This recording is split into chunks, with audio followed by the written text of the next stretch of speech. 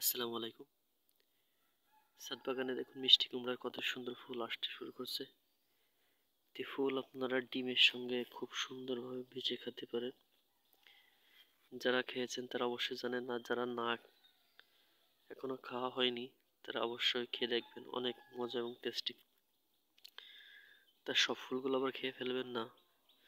কিছু ফুল আপনার মিষ্টি কুমড়া যে জালে আসছে এর সাথে পরাগায়ন করার পরে যে সময় আপনার দেখবেন যে মিষ্টি কুমড়ার যেটা আসছে ওটা ফুটা অবস্থায় যেন আপনি সব ফুল খেয়ে ফেলেন না, তাহলে আপনার ওই জালি নষ্ট হয়ে যাবে।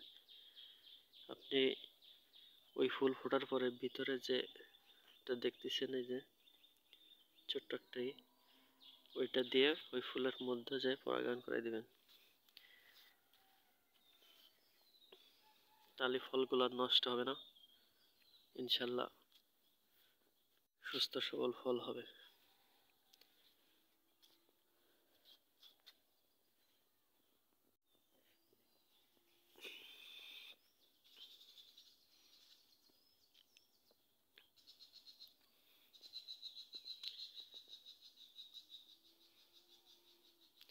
ধন্যবাদ সবাইকে।